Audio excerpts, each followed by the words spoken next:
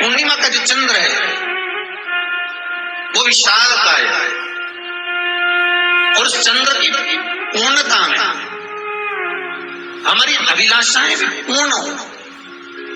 आप आस्था चैनल के माध्यम से जितने लोग कथा सुन रहे हैं, फेसबुक यूट्यूब पर जितने कथा सुन रहे हैं और कुबेरेश्वर धाम में जितने कथा सुन रहे हैं, आप में से कितने लोग हैं जो पूर्णिमा का व्रत करते हैं? जो माताएं करती हो जरा हाथ उठाइए। पूर्णिमा का व्रत जो करते हो ना आप लोग, रखिए। अब पूर्णिमा के व्रत में आपने कई बार किताब पढ़ी होगी पूर्णिमा की, या आपने व्रत किया होगा, या पूर्णिमा का व्रत आप धारण करे होगे, तो उसमें पूजन कौन से भगवान की होती है? पूर्णिमा के व्रत में किस भगवान की पूजन होती है? तो कहा पूर्णिमा के व्रत में केले के खंभ लगाकर पूर्णिमा का जो ध्यापन होता है, पूर्णिमा की जो पूजन होती है, उस पूजन में शंकर और पार्वती की पूजन की जाती है, शिव और नारायण की पूजन करी जाती है, शंकर और पार्वती का स्मरण किया जाता है। किसकी पूजन होती है? शिव पार्वती।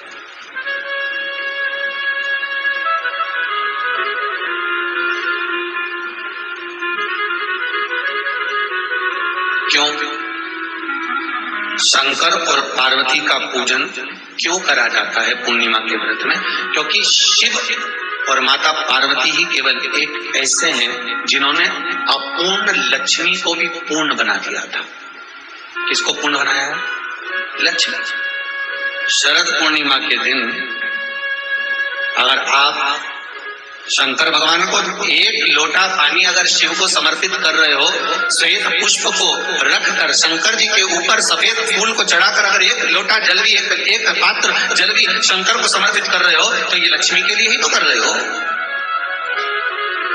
और कौन सी लक्ष्मी? पूर्ण लक्ष्मी। पूर्ण लक्ष्मी। आपको पहले भी कथा में कहा, एक बार भगवान विष्णु के सामने लक्ष्मी मैया ने बहुत तेज स्वर में कह दिया था, नारायण, दुनिया के लोग आपका नाम जपते हैं, दुनिया के लोग नारायण नारायण कहते हैं, दुनिया के लोग आपका भजन करते हैं, पर सत्य मायने में कहूं ना तो मेरे बिना दुनिया के लोगों की नहीं चल सकती, मेरे बिना दुनिया नहीं चल सकती, संसार मेरे बिना नहीं चल सकता। भगवान विष्णु ने कहा ये तो गलत है लक्ष्मी आपका कहना। एक दिन लक्ष्मी को अहंकार आ गया, अहंकार के संबोधन जब माता लक्ष्मी करने लगी तो भगवान उसी समय पर भगवान विष्णु को क्रोध आ गया और भगवान विष्णु ने कह दिया, लक्ष्मी तो इतनी बड़ी बड़ी बात कहती है कि तेरे बिना नहीं रह सकती संसार। मैं तुझे कहता हूं लक्ष्मी तू अपूर्ण है, तू अपूर्ण है, तू पूर्ण कब हो गई?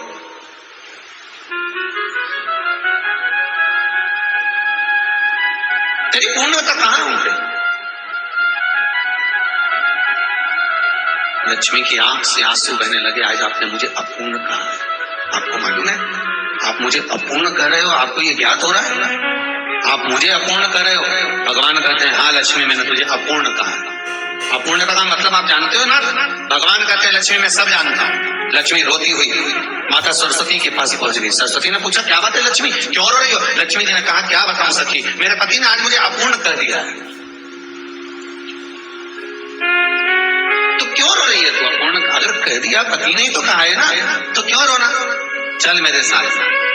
और सरस्वती मैया माता लक्ष्मी को लेकर सीधे पहुंच गई माता पार्वती के यहाँ। माता पार्वती के यहाँ जब पहुंची, माता पार्वती ने लक्ष्मी जी को देखा और सरस्वती को देखा तो पूछा कि बात क्या है, क्या हो गया ऐसा, क्या हुआ, क्या है ऐसा जो तुम दोनों आज मेरे पास में आई? क्या हुआ? पार्वती जी कुछ बोलती, शिव जी का ध्यान माता सरस्वती की ओर और लक्ष्मी की ओर गया और भगवान शंकर जान गए कि आज भगवान नारायण ने लक्ष्मी जी को अपूर्ण कहा है। अब देखिए माता पार्वती क्या कर सकती है, इसको पूर्ण बनाने के लिए करेगी क्या? क्या हुआ? माता सरस्वती जी बोली लक्ष्मी को अपूर्ण कर दिया। अपूर्ण कर दिया? हाँ, तो क्या सोचना उसके लिए, इसको मैं अभी पूर्ण बना देती हूँ। माता जगतजननी पार्वती ने गोदी में विराजमान गणेश जी को उठाया और उठाकर लक्ष्मी जी की गोद में दे दिया। ले लक्ष्मी आज से तू पूर्ण हो गई, लक्ष्मी आज से तू पूर्ण है। गोदी में जब तक संतान नहीं है तो नारी को लोग अपूर्ण समझते हैं। माता पार्वती जी ने संपूर्ण ब्रह्मांड में एक सिद्धता प्रदान कर दी कि अपने गोदी के लाल को, अपने गोदी के पुत्र को माता ने लक्ष्मी की गोद में देकर लक्ष्मी को पूर्ण बना दिया। वो दिन कौन सा था? यही शरद पूर्णिमा का दिन था। कौन सा दिन था? आवाज पकड़ता। यही शरद पूर्णिमा का दिन था। शरद पूर्णिमा का दिन लक्ष्मी को पूर्ण करने का दिन। पूर्ण करने, केवल अमृत ही नहीं बरसता, शरद पूर्णिमा के दिन लक्ष्मी भी बरसती। पूर्णिमा के नारियों को, स्त्रियों को अखंड सौभाग्य के लिए, जो नारी वैधव्य नहीं होना चाहती है उस नारी को पूर्णिमा के कितने व्रत करना चाहिए। जिस नारी की संतान नहीं हो, औलाद नहीं हो, उसको पूर्णिमा के कितने व्रत करना चाहिए। जिस नारी का पुत्र पति बहुत बीमारी से ग्रसित हो, लग रहा हो कि ये मेरा बेटा बहुत बड़ी बीमारी में घिरा हुआ है, तो नारी को कितने व्रत करना चाहिए। स्वयं भगवान कृष्ण ने माता यशोदा को द्वापर में भी बताया है कि पूर्णिमा के 32 व्रत होते हैं। कितने व्रत होते हैं? 32।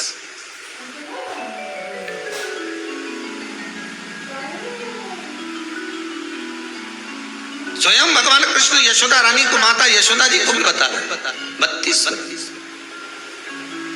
अब आपको किसी ने बता दिया होगा कि 8 कर लो, 7 कर लो, 6 कर लो, 12 कर लो, इसलिए आपने बोला कि 12 कर लीजिए, 32 कर लीजिए। अरे यहाँ तो द्वापर की कथा भी कहती है। यशोदा जी ने एक बार भगवान कृष्ण को रोक कर कह दिया, ए कन्हैया रुको। कन्हैया बोले, बोलो माँ क्या बात है? कन्हैया जरा रुकिए, इधर आओ जरा। भगवान कृष्ण आए। हाँ माँ बोलिए। किस जगह का प्रसंग है ये? जिस समय पर राधा रानी कुरुक्षेत्र में नंद बाबा और यशोदा जी को लेकर कुरुक्षेत्र के कुंड में ब्रह्म सरोवर में स्नान कराने के लिए लेकर जाती है, ग्रहण का समय पर। और जब भगवान कृष्ण उस कुरुक्षेत्र के उस सरोवर में स्नान करने आते हैं, तब यशोदा जी ने अपने लाला से प्रश्न किया है, पूछा है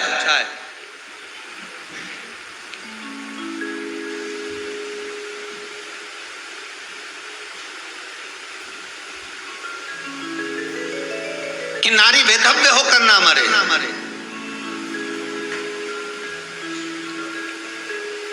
उसका पति कोई रोग से ग्रसित ना हो, उसका पुत्र किसी रोग में ना पड़े।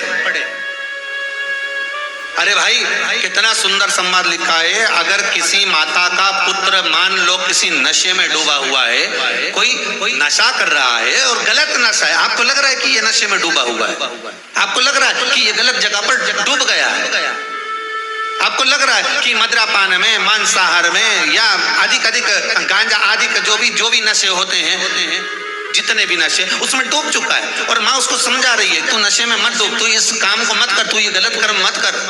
माँ उसको समझा कर हार गई। तो मेरा माताओं से निवेदन है, आप उसको समझाना बंद कर दो, एक काम करना प्रारंभ कर दीजिए। हमें जो शिव महापुराण के माध्यम से शास्त्र कह रहा है कि आप 32 पूर्णिमा के व्रत प्रारंभ कर।